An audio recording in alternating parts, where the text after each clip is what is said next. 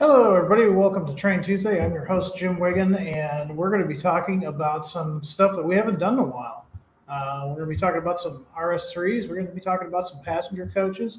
But before we get started, let's do what we always do. I've got your comments and questions and your names out there in virtual train world off to my right.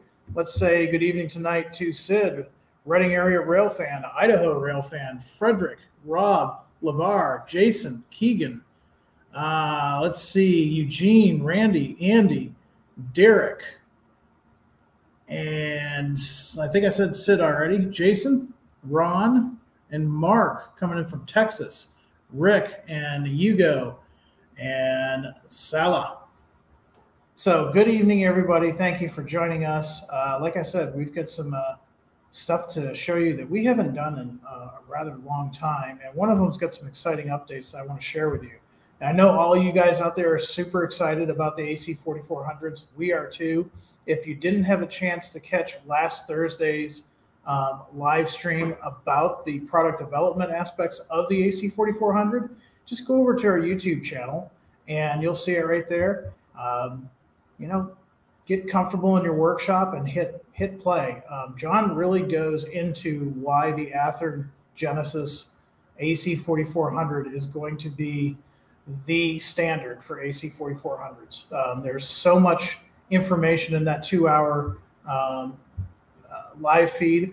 And we were fortunate enough to have Harry from Railroad Model Craftsman and Tony from Model Railroad News and HO Collector join us. And it was just a great round table discussion. We answered some questions. We talked with some of you guys out there. But like I said, if you missed it, just go over to YouTube. And hey, while you're over there, if you haven't done so far, go ahead and like and subscribe and hit the notification bell for new videos that now are dropping just about weekly. So we've got some exciting stuff coming for you in the coming year. Let's see who else is out there, and then we'll get started. Eric, Dustin, Eugene, Marvin, and DG Model Works is here representing. I think I saw Hybrid Hobby in there somewhere. Anthony, Robert, Owen, Forrest, Sebastian, Vertus, Brian, Ryan, Leon. Wow, there's some rhymes out there going on. We got Kyle, Christopher, Terry, and Ramsey. So we've got a full house. Looks like we've got a pretty good crowd here tonight. And let's do what we always do. Let's get comfortable in our workshop chairs. Let's put the hobby knife down, grab the beverage of your choice, and let's get started with Train Tuesday. So like I said, we're bringing this guy out. It's been a long time since we've had the RS3 out, and it's a little bit different this time. Now, there's some exciting changes about this locomotive. We'll talk about it as we go in. Let's look at the ones that we're offering this month. The first ones, and I'm kind of excited about this. I really like CP rail, and I really like this era of CP rail. And I remember seeing CP rail MLWs in northern New England in this paint scheme. So this one is one that's near and dear to my heart.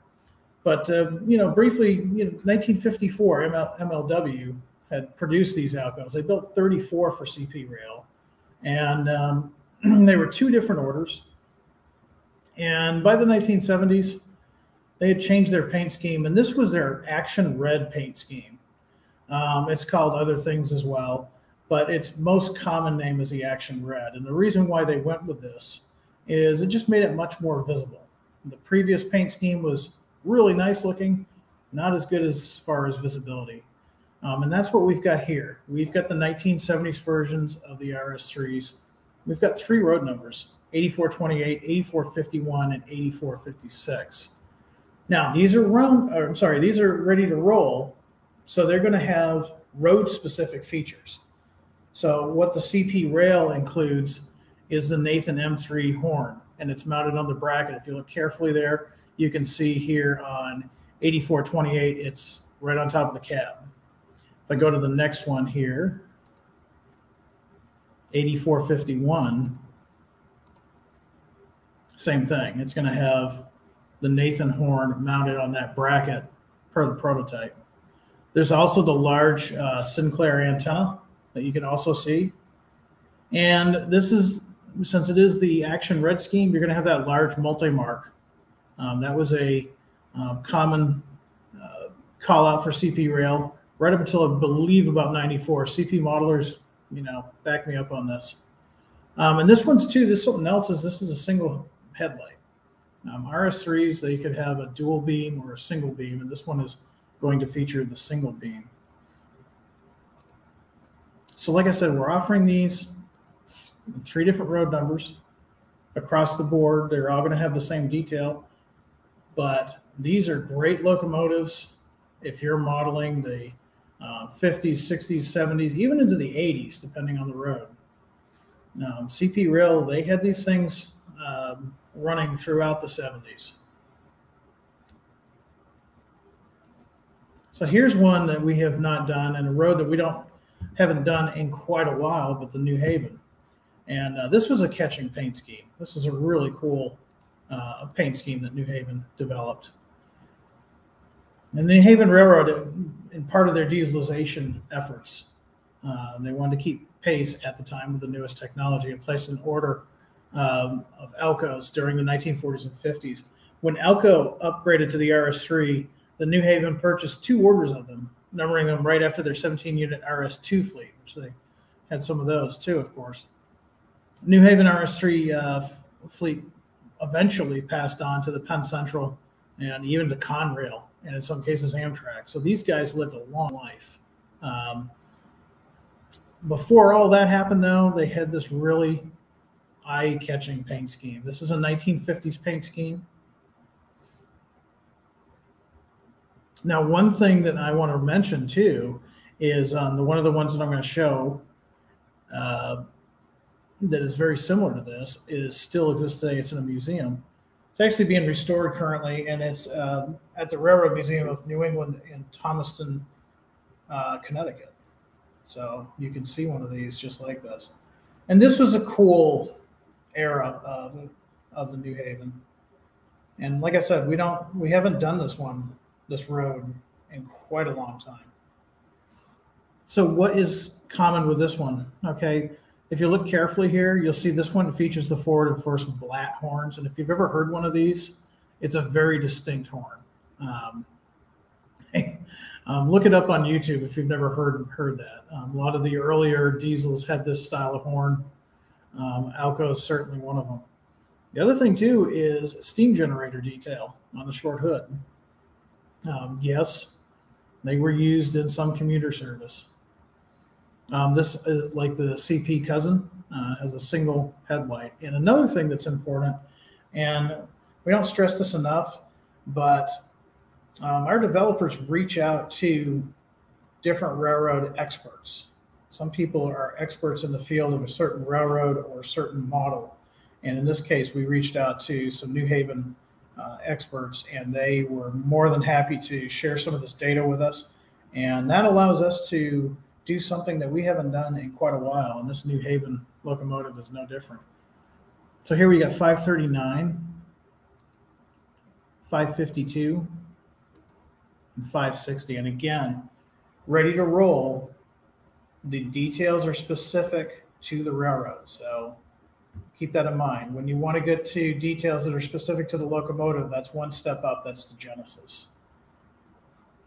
Now, one thing I do want to let you guys know is while I'm doing all this, I am not seeing your comments. I'm not seeing your questions. So do me a favor. If you do have a question on these, wait till the end of the presentation of the Alcos.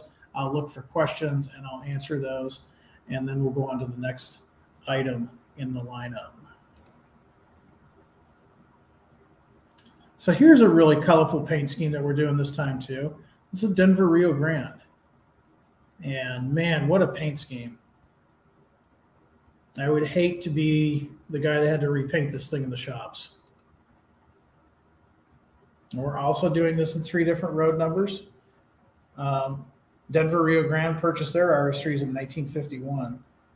They were used mainly for local switching service. They didn't really venture out onto the main line. They were used in conjunction with S2s and PAs, and they were the only Elcos on the roster other than the PAs and the S2s. Only one unit, 5204, was ever repainted into the black switcher scheme that was more common. The other units wore this original paint until retirement, and that was about 1966. And after 66, they were off the roster. So relatively short time if you think about it, being on the railroad. Now this one here, similar to the New Haven. Actually, no, this one actually has the dual single note horns mounted in the same location, if you look carefully. This one's got the firecracker antenna, not the Sinclair. And this one was set up when Rio Grande ordered these. They ordered them as orientation long hood forward. So the control stand was set up so that it operated long hood forward, which was actually pretty common for many RS3s. Only a few lines actually had them set up for short head forward. So let's take a look at these. Here you can see the firecracker antenna. If you look carefully here, I'll zoom in. The F designating this is the front end. Now, a lot of folks have asked me in the past, well, didn't people know what the front end was? Why did they always paint that F on the frame? Actually, no, they didn't. The RS3 is a great example of that. RS3s could be set up from the factory, as well as other EMDs and GEs. They could be set up from the factory to have the control stand set up so that either the long hood was the forward or the short hood was forward. And that came in that was a quick spotting feature for somebody that had never operated that locomotive before. And that came into play just a few years later on the next one that I'm about to show you, and that's the Burlington Northern.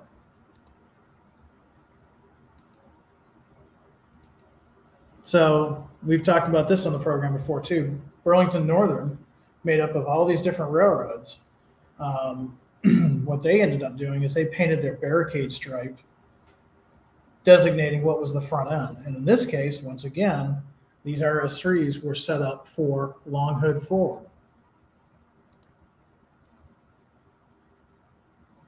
And BN did have a roster of RS3s. They were painted Cascade green. They came from mainly the Spokane, Portland, and Seattle, and they also came from the Northern Pacific. Apparently, 2 from the Great Northern actually ended up on the roster as well. At the time, most of these were about 20 years old, and their life on the Burlington Northern roster was relatively short, but they were on there long enough to get this Cascade green paint. And so if you were modeling early 1970s Burlington Northern, you've got an excuse to have an Alco. And yeah, I mean, that's good enough a reason for me. People love the sound of Alcos, and we'll talk about that here in a second. Now we're offering 3 different road numbers with this one too. Now this one's being offered with the Nathan M3 horn. If you look carefully there on the cab, you can see there's the bracket for the Nathan. Something else that was common to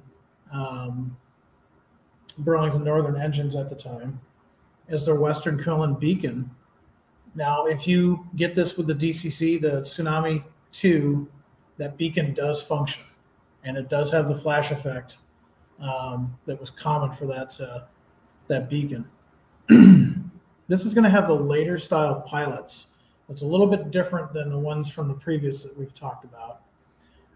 Firecracker antenna, like I said, and let's see, long hood forward operation, just like we were talking about. So while they didn't last long on the BN, they did last long enough for Coda Cascade Green. And I think the RS3 wears it well.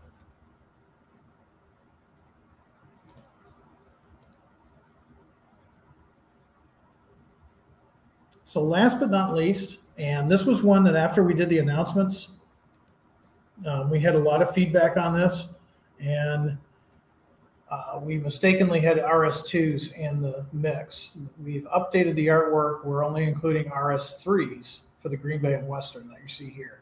Here's 302. Here's one of them. And these are cool. I'm so glad we're doing these. This is a line that definitely could use some love. It's a cool little short line, or it was, and it's one that, frankly, again, we hear feedback from you guys, and this was a line a lot of you guys were asking for. This setup here is with the Nathan P3 horn, which looks really cool on the cab. And it's going to sound really good too if you get the Tsunami 2. This one too, it's got partially blanked windows. Now let's see if I can zoom in on that so you guys can see what I'm talking about.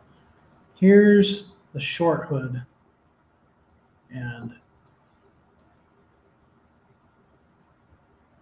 so railroads, as they were going into the 60s and 70s, and this was more common mainly on switchers, but the Alco RS3 was no different. Some railroads would actually either fully blank out a window or partially blank out a window for various reasons. This could be just a visibility thing.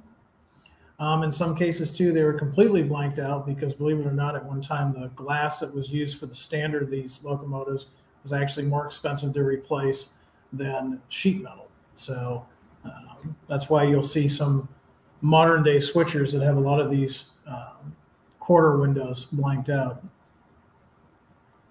So like I said, we're doing all the RS3, or not all the RS3s, but these are all RS3s in this run. 304, of course, and 307. So let's talk about some of the upgrades that these guys are getting now. And I'm pretty excited about this. Let's talk about some of the things that they're going to have, what they're going to feature, and then the upgrades that development's put into them. For one thing, you're going to have metal grab irons throughout. That's a neat feature. The Alco wears those really well. You're going to have a see-through etched metal radiator fan. And on the Alco RS3, that's a pretty noticeable thing. You're going to have a fine scale handrail. And the nice thing is now if you go with the DC route, it's going to come with a 21-pin DCC ready decoder pin. That's something that we haven't done before. Now onto the new features. The biggest news, well, I don't know, there's three big news with this locomotive.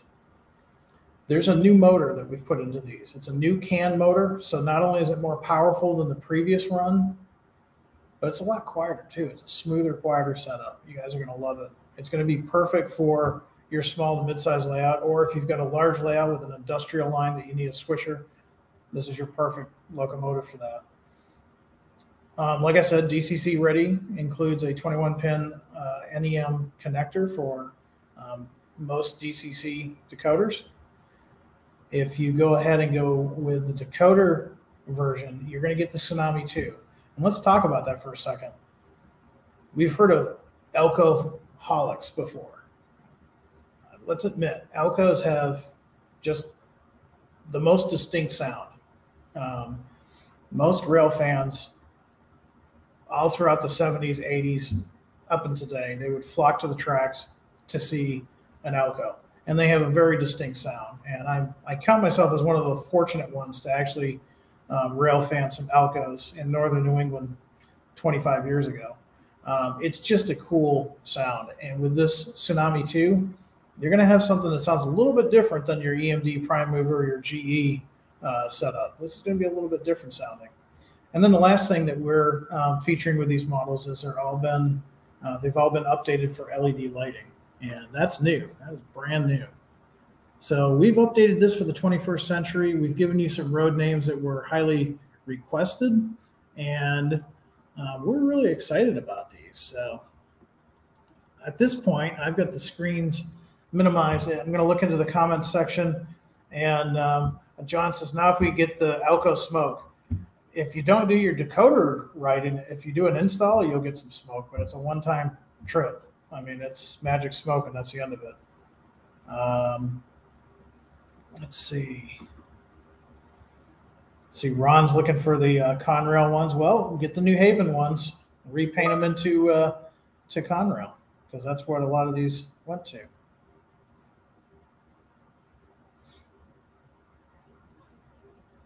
So let's see. I'm looking at some other questions here.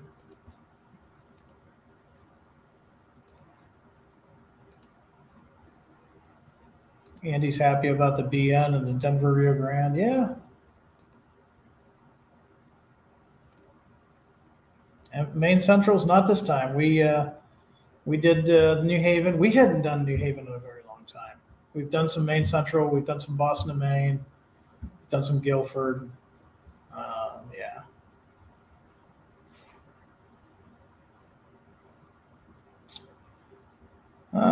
Let's see.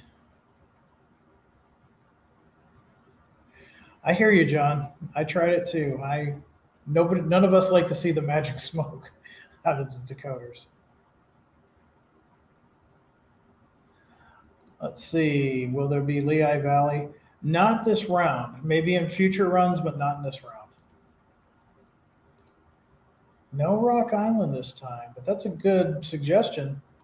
And you know what? While we're on suggestions, if you see anything, the RS3s, like I said, we haven't offered these in a while. And you're like, wow, that's great. I'm so excited about that. That's not really the road that I want, but could you guys do a Rock Island? Could you do a Conrail?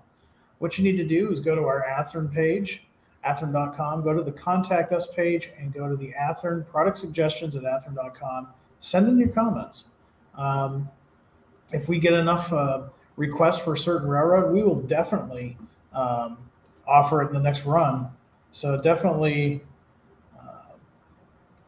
use that email. And like I said before, product development, they do read them. Do not get offended if we don't reply to you. We get a lot of them on a daily basis, and we use it as a catalog so we can see what road names or what projects we should do next.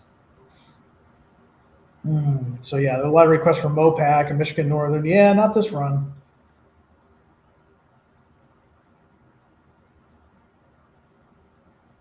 Late Night wants to know, I have ready to roll locos typically had wire grabs, or is this a new standard going forward?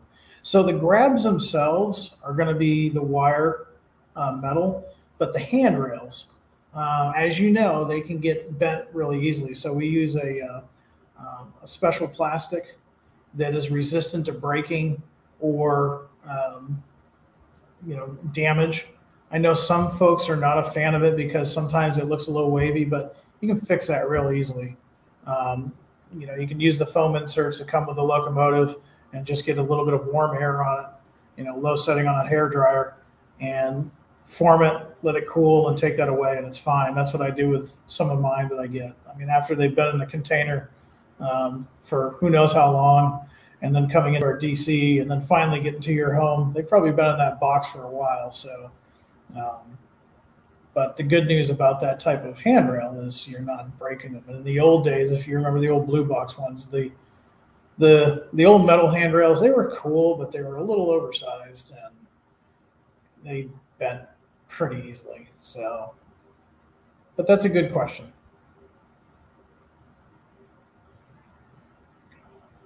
And Terry, it's a low setting. Don't use a blowtorch. That's too hot. Very low setting. The plastic is very thin, and no, don't use a high setting on your heat. Don't use a heat gun, first of all. That will destroy the locomotive. Just a low setting on a hairdryer. Just very quickly, very carefully. Use some restraint.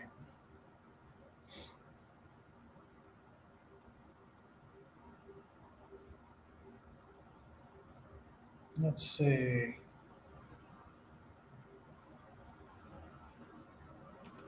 So can you add the smoking feature to the locos? So they're not designed from our developers to have a smoking unit installed. That being said, a modeler that's been doing this for a long time, anything is possible. You can probably do it. Would I recommend it? Keep in mind that if you do anything like that, you've already voided the warranty. So if you're really committed to putting in a smoke unit, that's on you. And it's not an easy task. If it's not done carefully, it can really damage the locomotive. Best case scenario, it'll ruin the shell somehow. At worst case scenario, you could have bigger problems.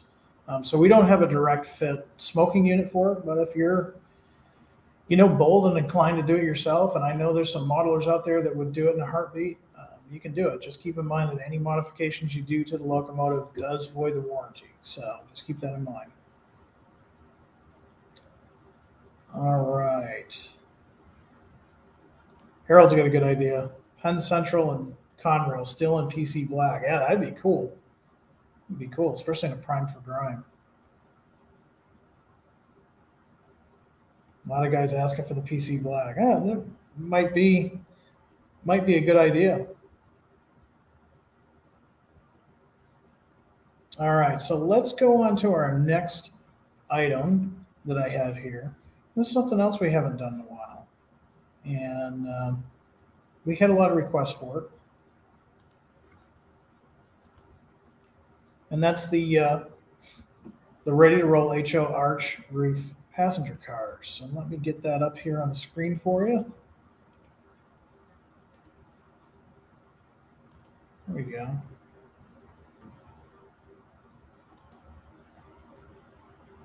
So we're doing something a little bit different. Again, we're trying to reach all audiences. We know not everybody models modern day or the 1990s or 1980s, but there's something for everybody in this. We're offering these because these kind of had a long run, both on regular passenger service, all the way to museums, and even maintenance away. And so that stretches from 1940s to the 1980s, even newer if you want to do a museum type setting. The Harriman arch roof and heavyweight passenger cars were signatures of the passenger era of the 1920s and 1940s. And these could be seen everywhere as the streamliners slowly took over. They were kind of positioned to more commuter rail service. And then later on, railroads that did keep them, they used them in maintenance away, or some found their ways onto museums. Now we're offering these in singles and a 3-pack. Now what I've got shown here is the Union Pacific. We're doing the baggage, the RPO, and the coach. So you can get these single. Let's take a look at these here real quick. Here's our baggage, our RPO, and our coach. Then we're also offering this 3-pack. So you can really complete your train with the combine, the diner, and the observation car. So that's for the Union Pacific. And again, you can do this 1940s all the way to the 80s. Maybe you're modeling 1940s UP, or maybe you're doing something a little bit newer, and you're doing a museum type thing. There's some guys out there that do that kind of stuff on their layout. So we did Union Pacific. We had to do Union Pacific because you guys love Union Pacific. Here's a railroad that was a powerhouse in the Northeast. I would say it was UP's equivalent back then, and that's the Pennsylvania Railroad. So same thing. Each of these are available in singles, and we did this because, especially with the coaches, we know a lot of guys out there are going to renumber these. Now, if you want to do that and you're not quite sure, go over to our YouTube channel, and we have a how-to video on how you can take the factory lettering, factory numbers off without marring the paint, and then you can go ahead and add your own decal numbers. So you can build your own train very easily with this setup. And then, of course, complete train, observation, diner, combine.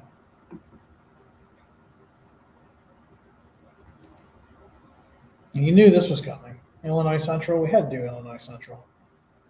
Just a cool paint scheme too. And that Art Deco style lettering, this is perfect. This is perfect for 1920s, 1930s, 1940s. Same thing, offering these in the singles. And then you complete your set.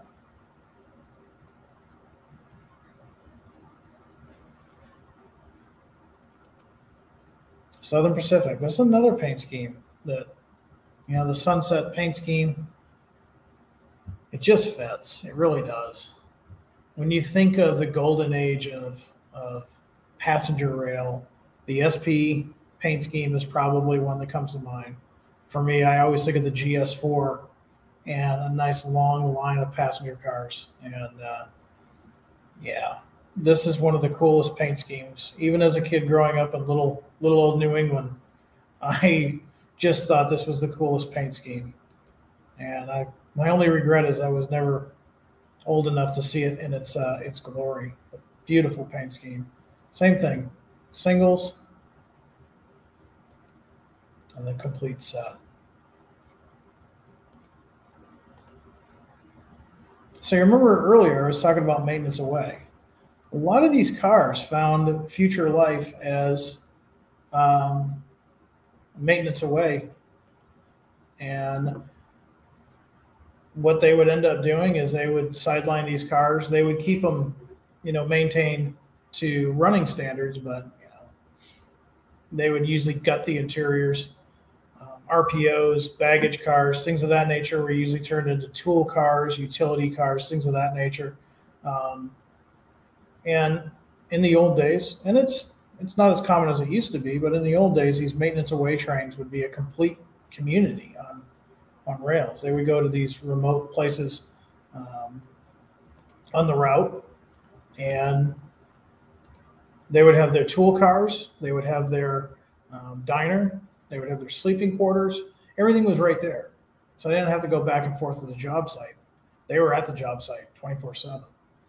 And a lot of these, like I said, they got gutted, they got redone on the inside, and they were usually just given a coat of gray paint.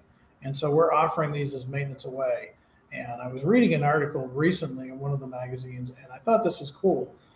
There are operating sessions out there that will set up a maintenance away train.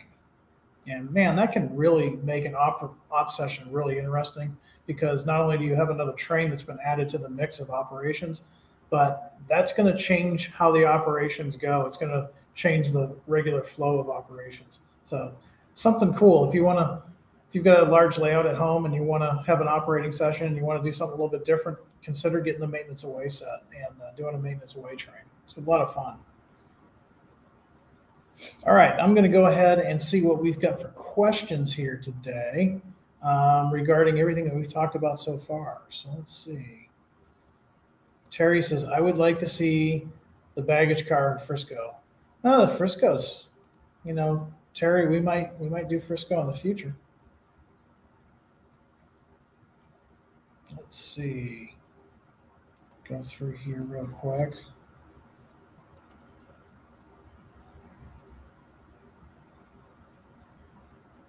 Now, these are not lighted.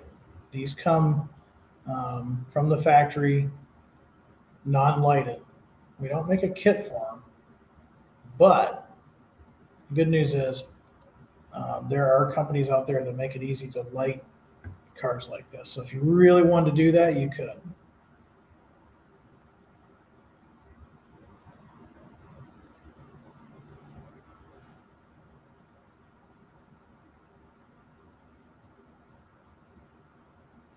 Andy, that's a good question. I'll throw it up here. Jim, why doesn't Athearn do working diaphragms? Well, in the roundhouse and the ready to roll, we don't do that for a couple of reasons.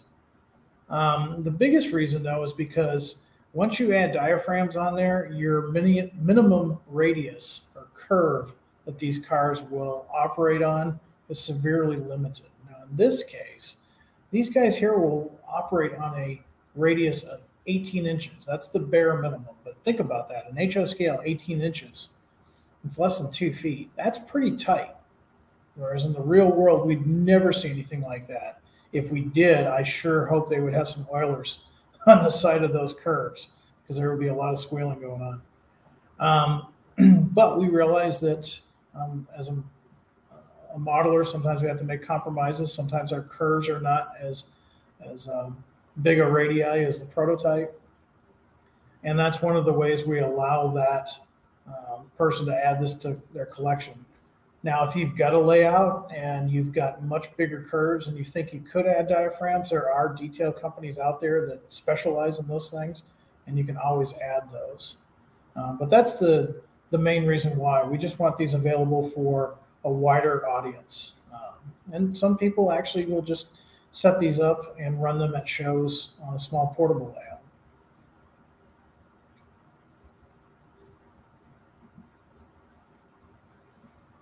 Let's see.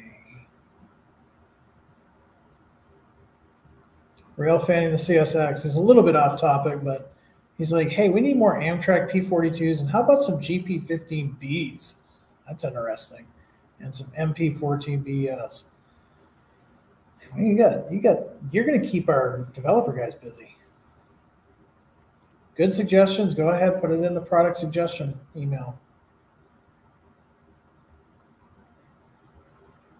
Let's see. No, not today. This month, though, we've got the AC4400s and the CNW, the last hurrah of the CNW. Check those out.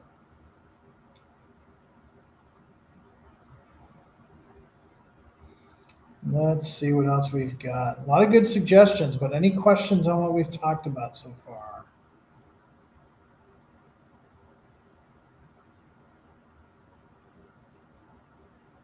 No more Ohio Central, Sid. Not right now.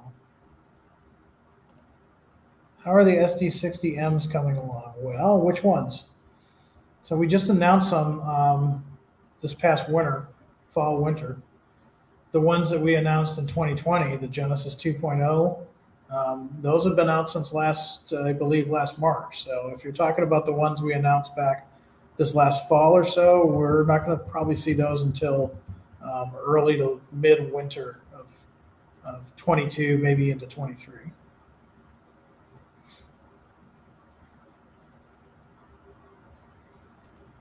When can you order the Harriman cars? Are you talking about the ones we're talking about tonight? You can order those up until March 25th.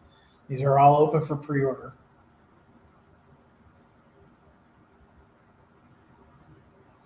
Luke Scott, I'm going to put you up here, and I'm going to highly encourage that you talk to us by submitting a product suggestion email, because this is a good one that we don't see a lot of.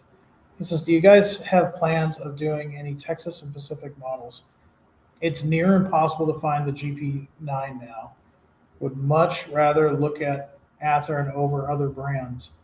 That's a great suggestion, and that's a cool paint scheme too, actually. So please send that into our product suggestions. I can't promise you'll see it soon, but if we get enough feedback from folks like you, it's possible we'll see some more of those in the future. When are these RS3s coming out? Okay, great question. So these are open for pre-order, okay? And you have until March 25th, that's a Friday, to place your pre-orders. When will we have them here? Projected date is April of 2023. Now keep in mind, there's been a lot going on, and lately there's a lot going on in the world. That is just a projected date. As that date gets closer, we try to streamline and narrow in on the date of when they're going to be here. You can always keep track of that too at athearn.com by looking up that specific locomotive, and there's usually an ETA date on there. But right now, these are slated for April of 2023.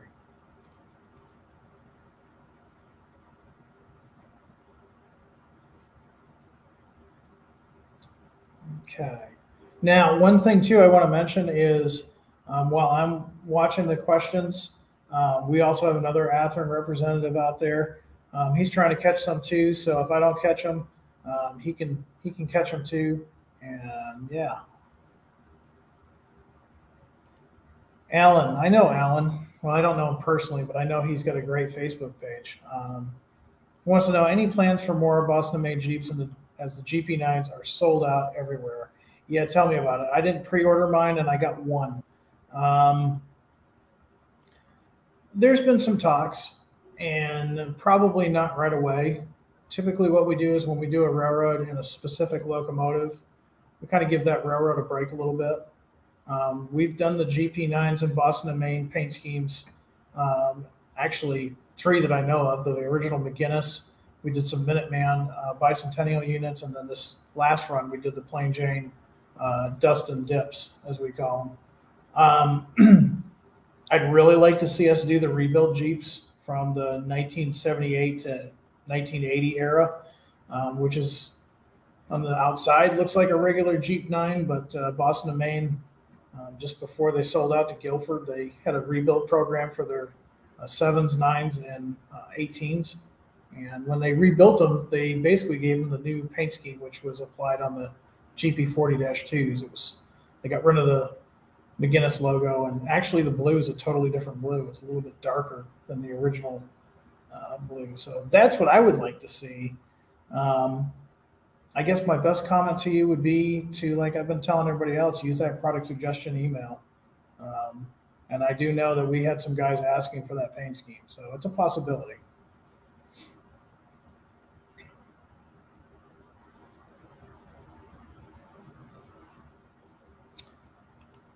Any chances of the Union Pacific excursion cars for the big boy? Well, that would be cool.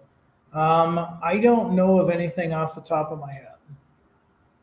I do know that the guys are working on some projects, but nothing like that that I know of right now. But that's a good comment. Good question.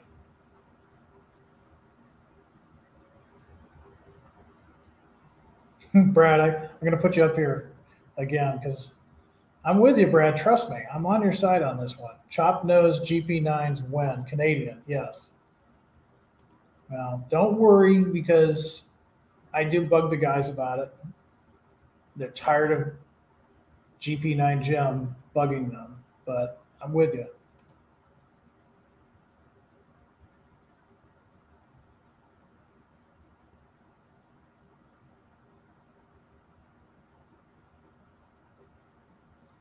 Yeah, Luke, you got some pretty good comments today. I'm going to put you up again. He said, you know, another idea. Any thoughts of reviving some of the old Roundhouse HON3 lines? I know a lot of you guys that would be thrilled to see some more HON3 options, as many of the big narrow gauge brands have disappeared, including the old Roundhouse stuff. That's a good comment. Yeah, you know, years ago we had that little box cab. Remember that? How cool would that be in narrow gauge? Yeah, we might have to see. That's a great product suggestion. Then, so again, please use that email. Let our developers know.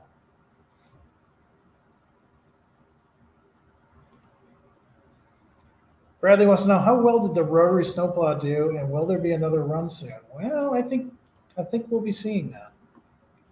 I think we'll be seeing that in the not too distant future. They do well. Keep in mind, it's not based specifically on a specific prototype, and that dates back to the mid-60s.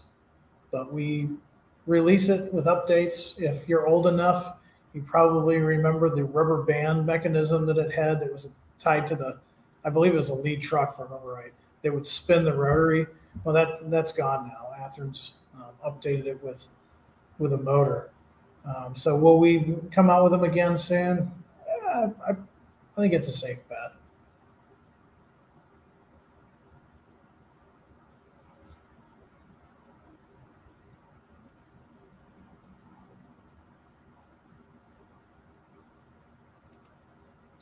How well does the new RS3s run with the previous run? Well, if you're talking about performance with the new CAN motor, they're going to be much better. Your slow speed operation is going to be better. They're going to be less noisy. This is going to be a whole new setup for this RS3. So we're anticipating a really good running locomotive. I'm going to order one just for my switching layout. And the only justification I have is it's cool. It's an RS3. We haven't done it in a while. And I'm going to get one with sound because the Alcos sound that cool. Hybrid's on board with that. He says narrow gauge would be awesome. Yeah, narrow gauge is cool. Some neat stuff. Please do the box cab and standard gauge too. Yeah, it's a possibility. Christopher's on board with the rotary snowplows, especially SP with an F7B. Yeah, that'd be cool. Would be cool.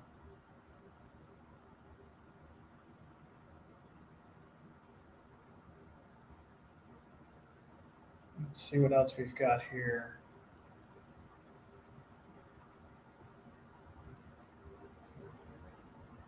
Chris wants to know, any plans on doing more ACUs and specifically those CP military branch units? Yeah, we are going to do those eventually.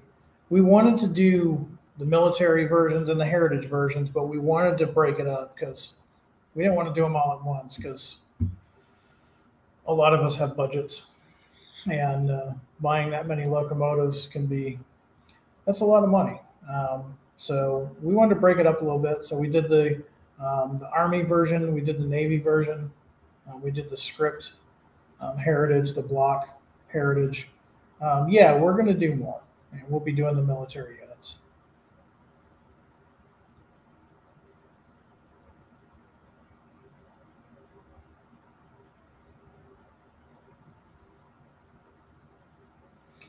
Corker says, whatever happened to the Mac B and the Mac R cement and dump trucks that were made by you guys? It seems like they just died on the vine a few years ago. So here's a great point to bring up. A lot of the things that we do is based on licensing. So you'll notice we have a lot of Ford vehicles. Now we have a license with Ford. Every time we come out with a new, let's say, fire truck, that's a Ford, we have to go through the proper channels to pay for licensing. What that does is Ford is protected, their image, their look is protected, and you benefit by getting a highly detailed, authentic model of that vehicle. Now, right now, we don't have anything in the works for Mac. We are looking into some things. We're looking into not just Mac, but maybe some other companies as well, because we do know there is a need for not only those vehicles, but some modern day tractors to pull these trailers that we've been announcing lately. So we are looking into options.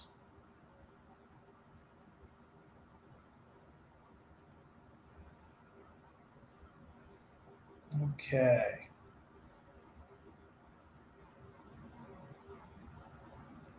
Eric, we were talking about this earlier. Any chance we do the old blue box handrails? Probably not. It's not something that we would probably go back and do. For the time, they were perfect. For the time that they were popular. Most modern day modelers, though, would be turned off by the size of the handrails. The stanchions weren't too bad, but the handrails were like 3-inch pipe. I mean, they were just massive. They didn't scale right.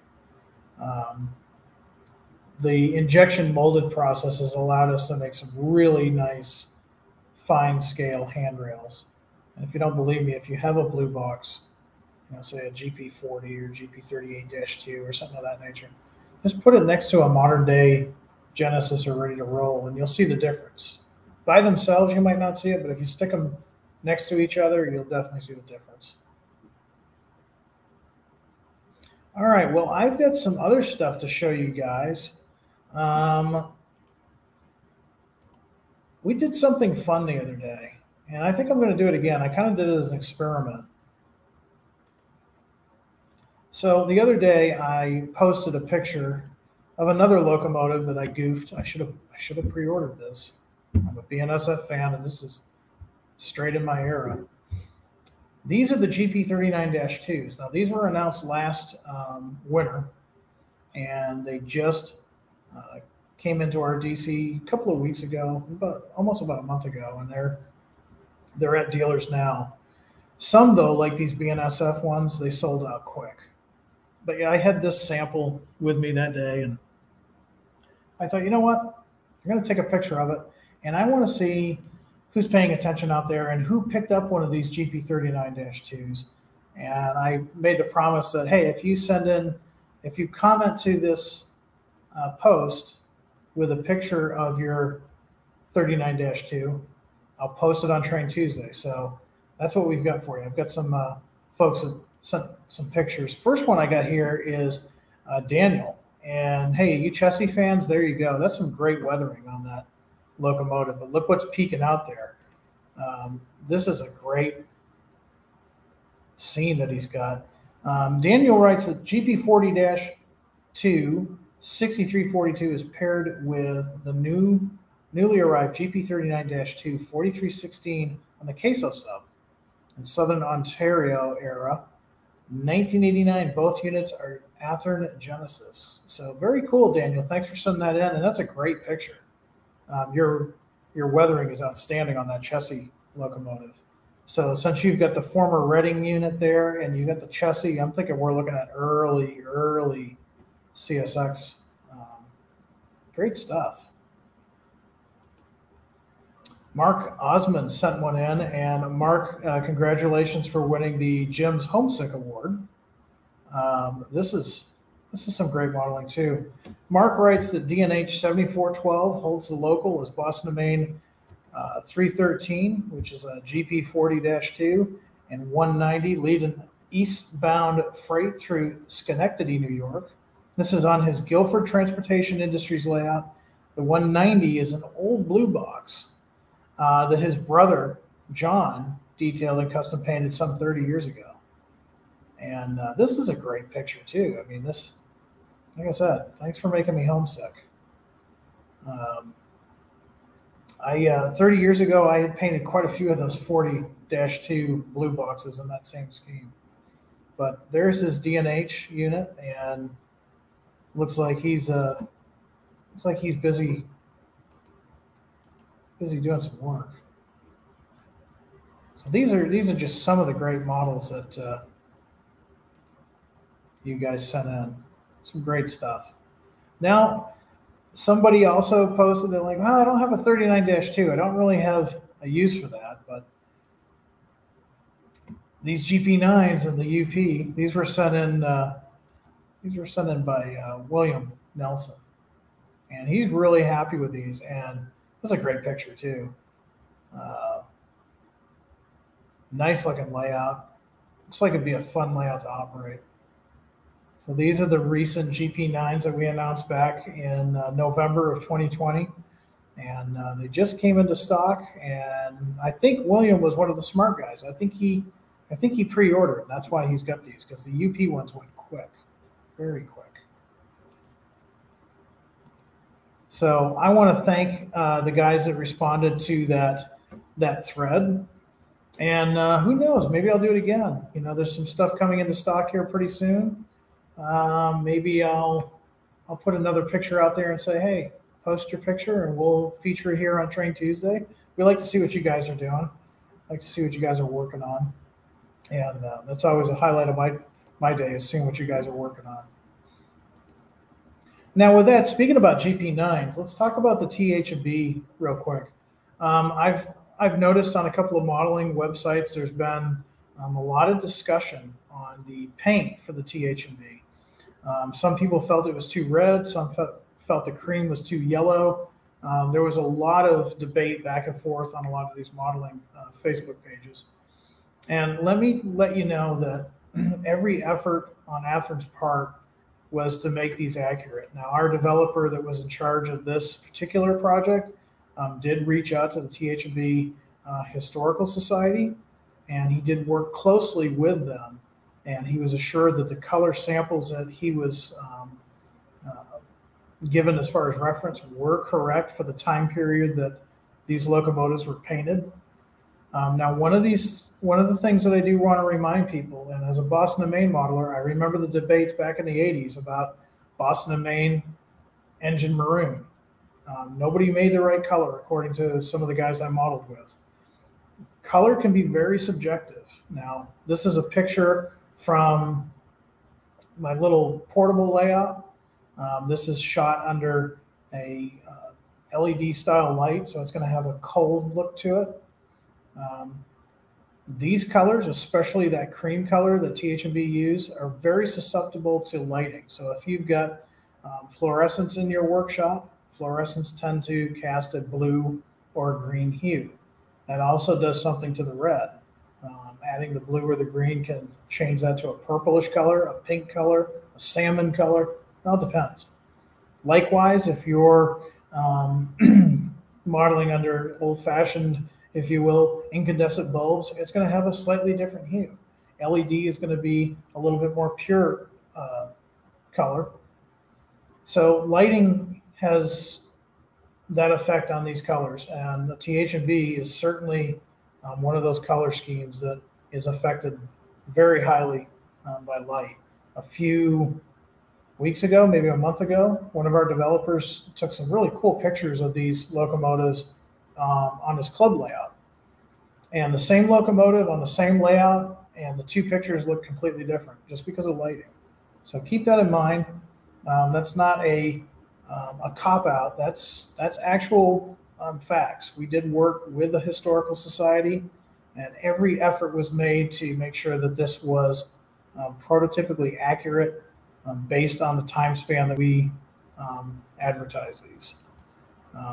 If we get something wrong, if we've missed something, we're always open. We're not perfect, but in this case, every effort was made to work with the Historical Society. So just wanted to let you guys know that, and we do appreciate you guys that order not only the TH&B, but the other Boston and Maine GP9s, the LNN GP9s, the UP, the Santa Fe, all of those. Great run of locomotives. Okay. Well, let's see. We'll finish up with a few questions, and then we will call it a night. Let's see what we've got here. Kyle says, you guys match the colors the best in the hobby. It's really hard, especially something that hasn't been seen in a while. You know, Kyle, you bring up a great comment, and thank you for that, by the way. We try our best. Do we always get it 100%? No, nobody does. We're susceptible to making a mistake just like any other manufacturer. But for the most part, we try our best to make sure that the paint is accurate. We work with historical societies. Now, let's take into account the AC 4400s that we talked about last Thursday. Those railroads, modern day Union Pacific colors, pretty easy to come by. BNSF orange, pretty easy to come by. You know, Canadian Pacific red, pretty easy to come by. TB&H red and cream, not so easy to come by. And that's where we really lean hard on our historical societies. And fortunately, we've got some very knowledgeable people out there.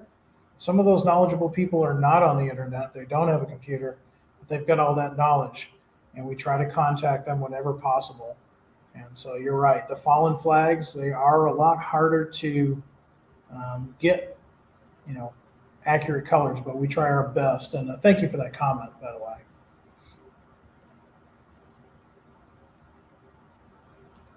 Terry says, I wish Athearn would release their colors for commercial sales. It would be easier for touch-ups. Yeah, that's true. There's some logistics and reason why we don't do that. One of the things, and you're probably not going to want to hear this, Terry, but it's something that I've done in the past and some other guys have done. It's the old color matching. You know, starting with your basic colors. You know, for years I mixed my own Boston and Maine blue because I wasn't satisfied with what was available. So I would start with various mixtures of blue and gray and white and work from there. And it can be done. I've matched factory painted shells in the past. It takes a little bit of patience. And no, it's not as easy as just picking up a bottle of paint and airbrushing it, but it can be done with some patience.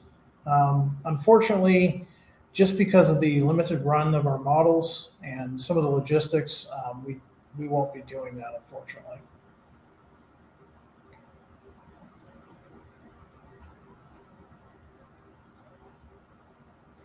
BNSF modeler, when will your BNSF-9 44 CWs be back in stock?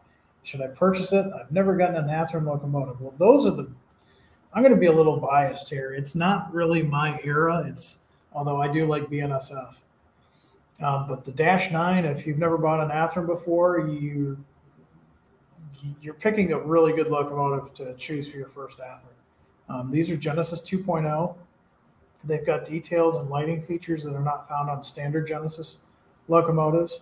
Now, we announced the second run this past back in 2021, and those are due to arrive in hobby shops probably mid-spring, so pretty soon. If you didn't pre-order one, especially BNSF, you might want to put a call into your local dealer. If you've got a local dealer, give them a call and say, hey, you know, Athearn's got their second run of -9s coming out in BNSF.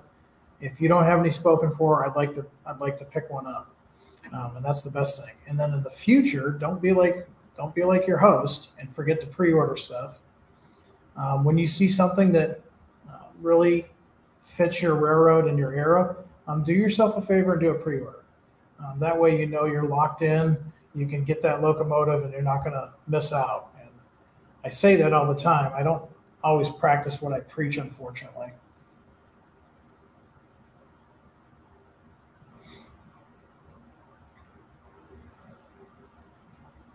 Let's see, I'm going back just a little bit.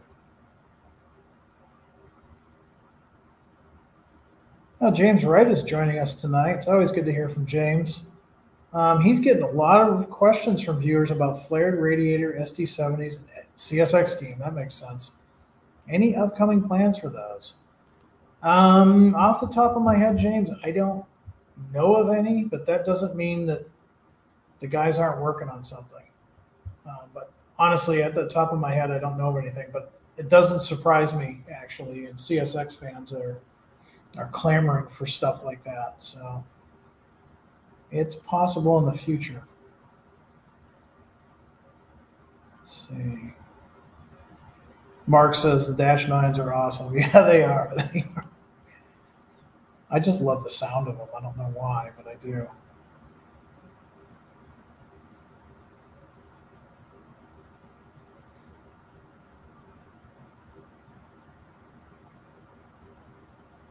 Let's see.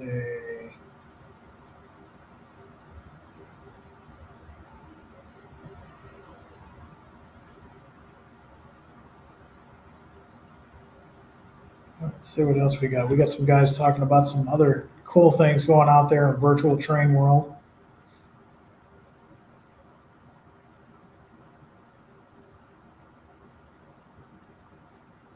Jim, I'm sorry to hear about that. Your dealer is no longer around.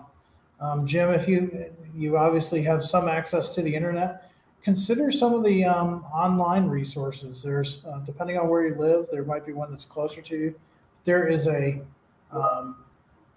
all kinds of different online retailers. I know myself, it's kind of ironic. Where Horizon Hobby is, there isn't really a lot of hobby shops.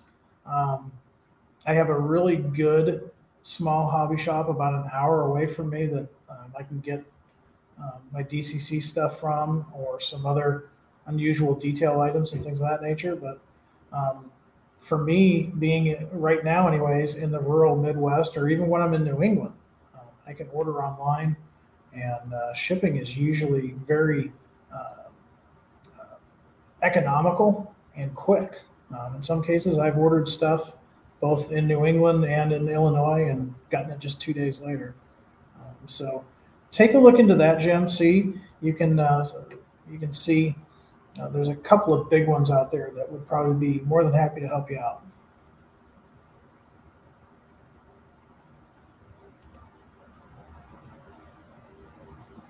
Yep, if you look in the comments, you'll see some of our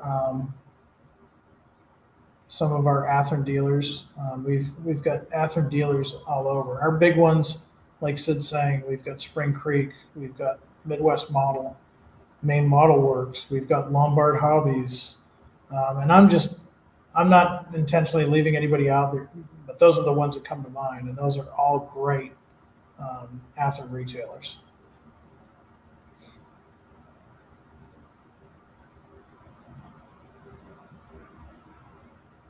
Okay, well, we ran a little bit longer than I thought we would. A lot of great comments and questions. And I think we're going to go ahead and pull the pin on this episode. So I want to thank everybody for coming out and being a part of Train Tuesday.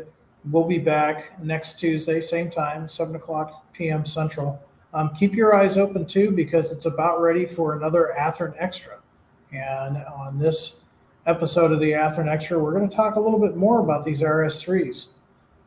If you want to find out more about the AC 4400s, like I said, go over to our YouTube channel and click like, subscribe, notification bell for those updates.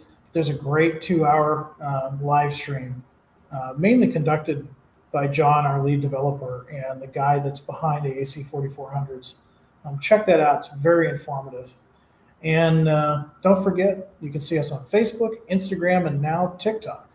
So Until next time, everybody, I want everybody out there to be happy, be healthy, do some modeling, and above all, high greens. Good night, everybody.